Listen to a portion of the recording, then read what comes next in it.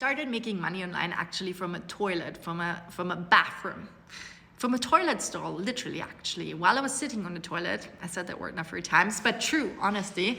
At my then corporate job, I was a business analyst at Aon, I think it's called in German, but like huge corporation, usually offices worldwide, like huge, right? I got the job. I was very proud of myself actually, because I got that job right out of college. Granted, I didn't get one of those jobs, like I was trying to go for consulting at McKinsey or the Boston Consulting Group, but I wasn't quite there yet, I think, with my bachelor's. So anyways, but I got that job, and really good salary at the beginning already and stuff like that, more than I had ever made like freelancing before that, and translating, and even doing commercial modeling. So as I was, though, about 4 months in, after the training, was everything really exciting. You get your computer. We went to training in Chicago. It was really, really cool. Went to see, I'm still thinking of the amazing comedy show I saw there, and like the steak dinner that we ate and whatever not. So it was really, really cool, really fancy, all this kind of stuff.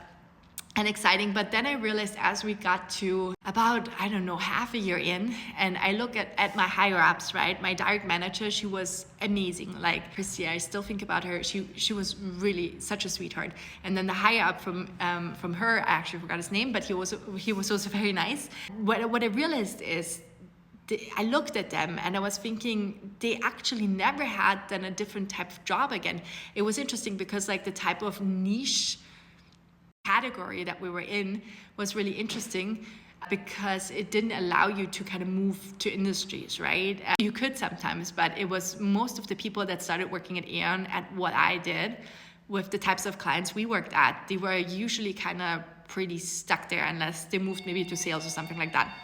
So anyways, I just, that when I looked at my higher ups, I didn't want that life. Even though they were, of course, so sweet, super supportive, and they were at the managerial, at the reviews, from your employees, I don't know what they call them, I forgot, but it was always kind of like, you are great, you can go so far in this company, and so on and so on. But I was seeing that they were also kind of stuck, like also the VP in my industry, in that branch inside the company, was stuck at a certain income level and at a certain type of work, and I just couldn't see it for myself. I definitely couldn't see it. It became clearer and clearer, every day I was going into work, I was sitting in my cubicle underneath the neon lights, and it just felt depressing. And I just knew that was not it. That wasn't it. And I shouldn't wait that much longer.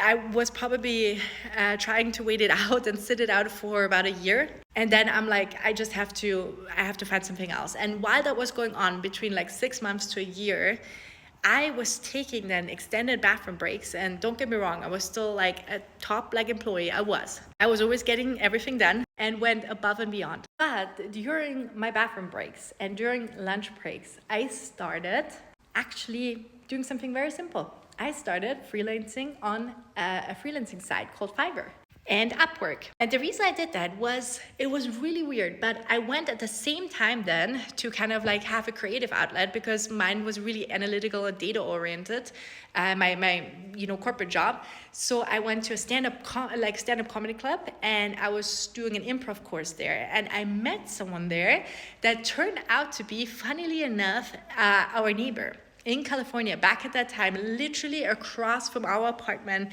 I could see his freaking apartment. And so as we were sitting together once during a barbecue, because obviously during the improv course, he and I became friends and stuff like that. And so we were sitting together with other friends from the improv course, like the whole class, and then, our partners and stuff like that. And we were talking, and he just essentially, they were digital business owners, internet entrepreneurs. And I always thought up until that day that was a scam. I never realized in my mind, I never had met someone that could, cover all of their fixed expenses. They didn't have a corporate job. They weren't working at Starbucks, but they literally just were making money from their laptops. And back then they were in advertisement. The way they told me to kind of like just wrap my head around it and understand that there are legitimate ways, obviously, to get paid for your skills online is to start out and posting gigs and responding to gigs, trying to land those kind of gigs on freelancing sites such as Fiverr and Upwork. And honestly, obviously it wasn't easy, right? Like Fiverr, I don't know, for those of you who know, like you're selling a gig, so to speak. A gig is kind of a little job that you're doing for money. Kind of think about it, you're giving someone, I don't know, a Spanish lesson, or you're translating a document in German and that kind of stuff. or you're doing some Excel work, change a PDF to some sort of, I don't know, JPEG, whatever it is, edit a photo, all those things you can do on Fiverr. And, of course, nowadays, for the years, we had many people on Fiverr and Upwork. Many contractors we found that became full-time contractors also on Upwork. And so if you're doing a good job, you get reviewed, and you're starting sort of at $5, and then you are layering your service offer, and you're adding on to it, and you're giving them a retainer option that's like a monthly service that you're doing for them that you're getting paid for. And when you're starting out and you have never sort of like, you have no entrepreneur in your family, you have no business owners in your family per se, and you're really trying to figure out, how can I sell something? How can I market something? What is something that I have to offer that like the market is paying for? And how do I do that? There are so many questions. How do I phrase it? How do I make it sound exciting? How do I brand myself? And all of that step by step, slowly, from this freaking toilet, literally from this toilet stall. I was sitting on the toilet, just like closing it down. And I was just like having my little phone, and I was just like typing away. And I'm like, I can do this. I got this. Ooh, okay, I closed one, blah, blah, blah. And I got super excited. And then after work, I, of course, like worked for an hour or two and figured out what are more ways, what are new ways, what else can I offer to make money, right? How can I like cover my rent? Like, how can I do this to get to the point to cover my rent? Because then I will quit my job. And when I had about like, I want to say like 7,000 saved up. I was good at saving as well in that year. Well, good. I don't know if that's good. I guess so. I hope so. I don't know. But so I had about $7,000 saved up. I was able to kind of cover, it was still hard, but I was barely there to cover like my rent. Maybe a little bit for food and stuff like that. Obviously, at the time too, I should say, I was married at the time. So my husband and I were working way together at that, because we both had that same dream of being location independent and being our own bosses. And so I got to that point, and it was so exhilarating. And this is not to say that the road isn't hard and you cannot stop. That's what I'm saying. You can't stop.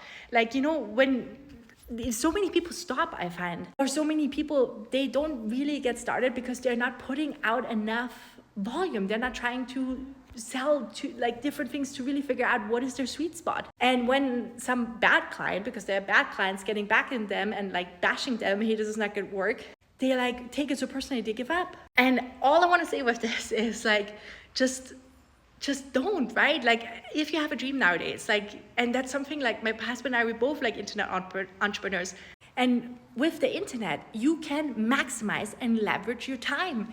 You can create your business in a way where you're not trading time for money, which we typically have done, which, honestly, also my dad has done. He has worked so hard his entire life and giving us so much, but always in a sense for trading a certain amount of time for a certain amount of salary. And so what I think is so exciting about that nowadays, like also for the next generation, AI is also like shifting the game even further now. There's so much to learn every single day, and it just never gets boring. And I guess with all of my story right now, if you're still here, thank you.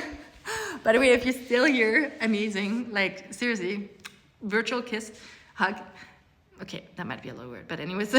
No, thank you for listening, because I think if I just can get this to one person, also one mom, one parent, like you can do this, and you do have the time. It like literally, guys, for me, it happened on those little bathroom breaks that I took, like in the 5 or 10 minute breaks, in my half-an-hour lunch break.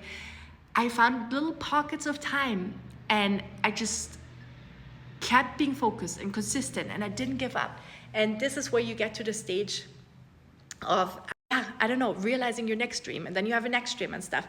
But if this is your thing, and if you're still here and you're still excited, let me know. If you have any comments about anything I said, if you have any particular questions, that's why I'm doing this. It's really exciting. I love creating content. Let me know in the comments. I'll create content around it. I want to help you guys.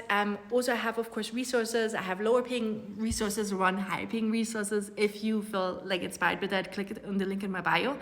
And yeah, stay tuned for more.